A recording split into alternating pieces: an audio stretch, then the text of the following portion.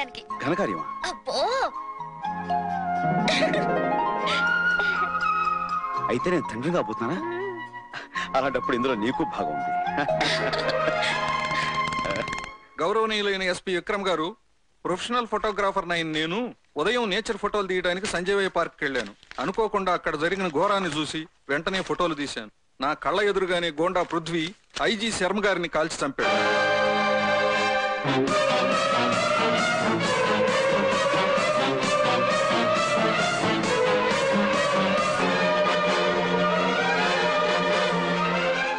విక్రమ్, ఒక పక్క నుంచి చూస్తే ఈ పృథ్వీ కొంచెం ఇలాగే ఉన్నాడు కదా. మనుషులు పోలిన మనుషులు ఉండొచ్చు, కాకపోతే ఇలాంటి హంతకుడు నా పోలికలతో ఉన్నదని సిగ్గుపడుతున్నాను. దేవుడు లాంటి శర్మ గారిని దారుణంగా చంపిన ఆ పృథ్వీని వదిలిపెట్టాను. వాడిని అరెస్ట్ చేసి కోర్టులో నిలబెడతాను. తప్పించుకోవాలని ప్రయత్నిస్తే నా చేతులతో నేనే కాల్చి పారేస్తాను. వచ్చాబద్ధం. నేనేమిటి ఐజీ శర్మ గారిని హత్య చేయడం ఏమిటి? ఇదంతా బెనర్జీ ముఠా వాళ్ళు చేసిన ప్లాన్ అయి ఉంటుంది. అవునా? వెంటనే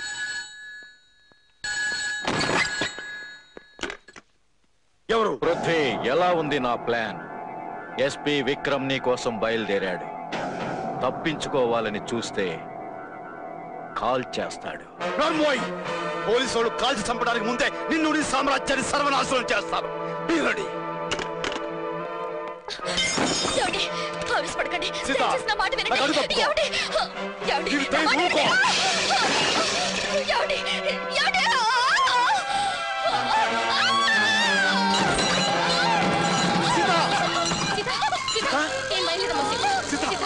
బాబు త్వరగా అమ్మాయిని హాస్పిటల్ తీసుకెళ్ళి కొట్టి మనిషి కూడా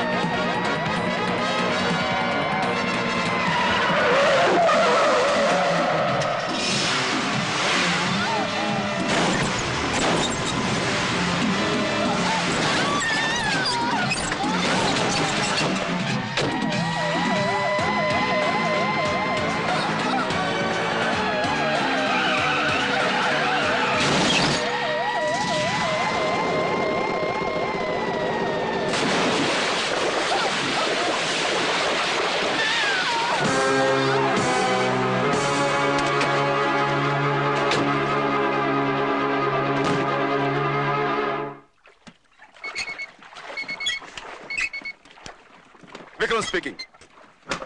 Is it? Hospital peru? Okay. నేను వెంటనే బయలుదేరి వచ్చేస్తున్నాను. Yes, immediately. Doctor? Don't worry. She's all right.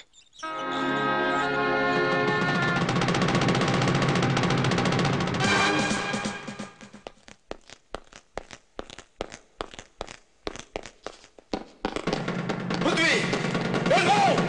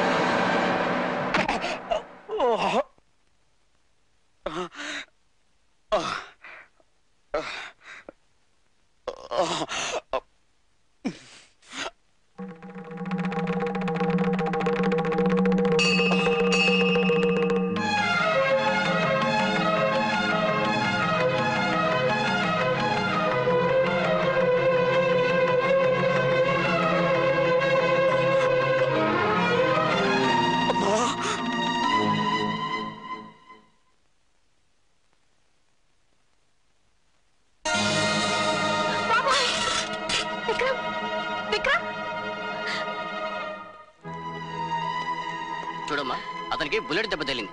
Police report ఇవ్వాలి. తనే ఒక పెద్ద పోలీస్ ఆఫీసర్ డాక్టర్. అతనికి చాలా రక్తం పోయిందమ్మా. వెంటనే బ్లడ్ ఎక్కించాలి. తర్వాత వాడు నా కన్న కొడుకు డాక్టర్. నా రక్తం సరిపోతుంది. పైచి మీరు లోపల అండమ్మా.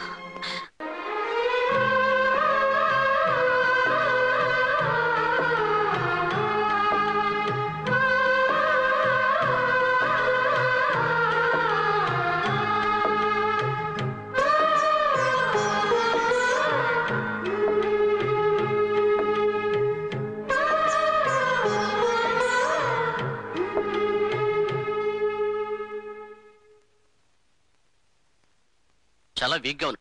పై రూమ్ షిఫ్ట్ చేయండి. Okay doctor.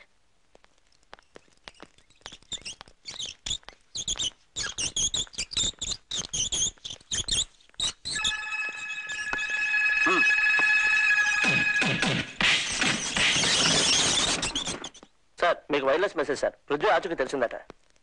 ఎస్ పృథ్వీనా? అవును సార్. ఎక్కడున్నాడు? GK hospital, Dilsukh Nagar. Okay come on move. ప్రతి రూమ్ చెక్ చేయండి. Go ahead. Oh I'm sorry.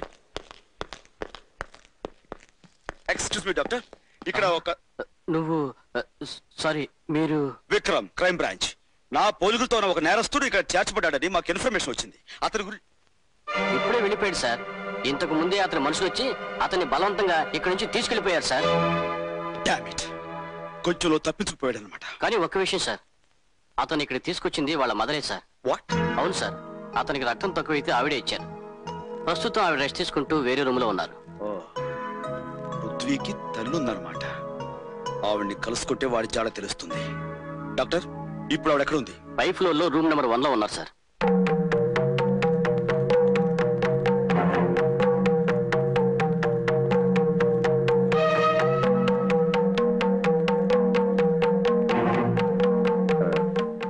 చూడండమ్మా.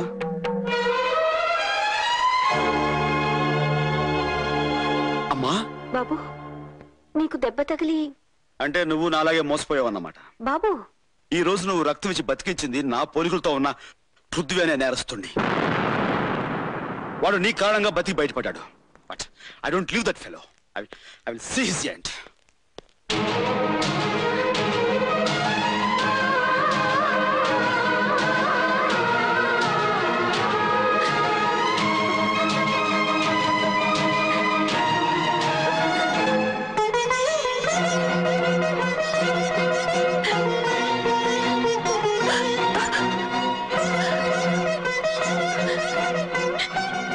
భగవంతుడా, వాడు నేను లేడనుకుంటున్న పెద్ద కొడుకు పృథ్వీ అంటాడా? నమస్కారం అమ్మా. మీరు పృథ్వీ గారి నీడలో బ్రతుకుతున్న అనేక మంది అభాగ్యులు నేను ఒకదాన్నమ్మా. ప్రతి ఆడదానిలోనూ అమ్మను చూసుకొని వారికి సహాయం చేసే ఆ బాబు దేవుడమ్మా. మా అందరి దేవుణ్ణి కాపాడిన మీకు మేము రుణపడి ఉన్నాం. మిమ్మల్ని ఫోన్ చేయమని ఈ నంబర్ ఇచ్చాడమ్మా.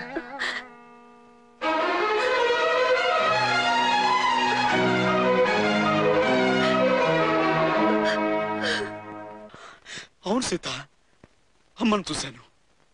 మా అమ్మ నేను కళ్ళారా చూశాను. దేవతల కళ్ళు కురిపించే అమ్మ రూపాన్ని ఇన్నాళ్లకు మళ్ళీ చూశాను. నేను చూశాను సీత. ఏమండి, మీ అమ్మగారు మంటల్లో కాలిపోవడం చిన్నప్పుడే చూశానని చెప్పారు. ఇప్పుడు మీరు ఎవరినో చూసి... కాదు సీత, ఆవిడ మా అమ్మే. మా అమ్మ బతికే ఉంది. ఈ మహానగరంలో ఎక్కడో ఉంది. అనుకున్నట్టుగానే నేను ఇచ్చిన ఫోన్ నెంబర్ అమ్మ చేతికి అందితే అమ్మ ఖచ్చితంగా ఫోన్ చేస్తుంది. ఆ నమ్మకం నాకు ఉంది. సీత, అది అమ్మ ఫోనే. మా అమ్మ నాకు ఫోన్ చేసింది.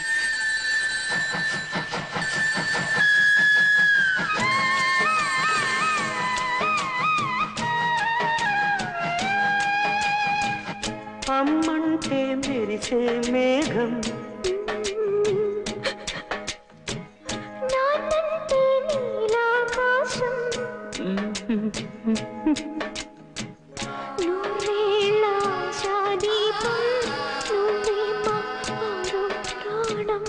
నువ్వే మా తారాదీపం పూజా పుష్పం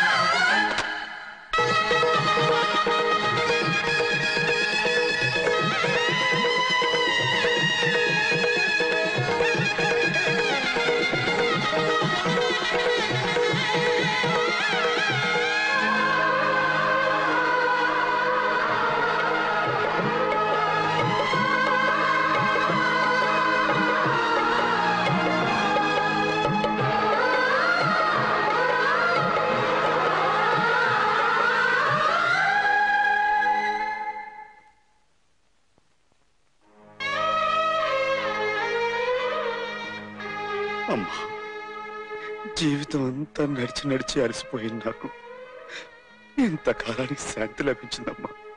బాబు, కరిగిపోయిన కలలాగా శాశ్వతంగా లేవనుకున్న నిన్ను మళ్ళీ ఇలా చూడ్డం ఈ అమ్మ చేసుకున్న పూర్వజన్మ పుణ్యంరా.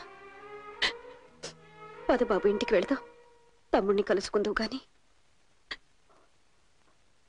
లేదమ్మా, నేనిప్పట్లో తమ్ముడిని కలుసుకోలేను. అదేంట్రా, వాడికో అన్నయ్య ఉన్నాడని తెలిస్తే ఆనందంతో పొంగిపోతాడ్రా. కాదమ్మా, నేను వాడి అన్నయ్యని తెలిస్తే ఆవేదంతో కుంగిపోతాడు. బాబు, అవునమ్మా, చట్టం దృష్టిలో నేను నేరస్తుణ్ణి.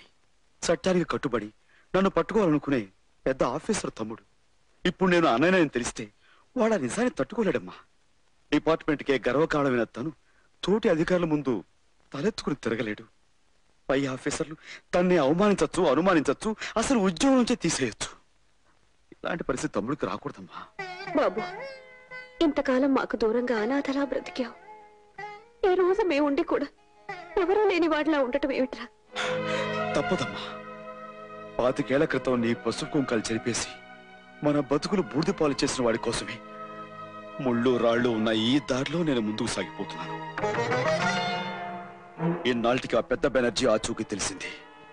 ఈ సమయంలో విక్రమ్ నా తమ్ముడని తెలిస్తే వాడికి, వాడితో పాటు నీకు కూడా ఆ దుర్మార్గులు ప్రమాదం తలపెట్టచ్చు. అలా జరగటానికి వీల్లేదు. ఆ పెద్ద బెనర్జీని నా చేతులతో సర్వనాశనం చెయ్యాలి. ఆ తర్వాత తమ్ముడని అరెస్ట్ చేసి ఉరికమ్మ ఎక్కించిన అది నాకు ఆనందమేనమ్మా. ఎటువంటి పరిస్థితిలోనూ నా నీడ తమ్ముడి మీద పడకూడదు. నేను అనుకున్నది సాధించేంత వరకు తనకు అన్నయ్య ఉన్నాడన్న నిజం తమ్ముడికి తెలియకూడదు. అలాగని నాకు మాటియమ్మా.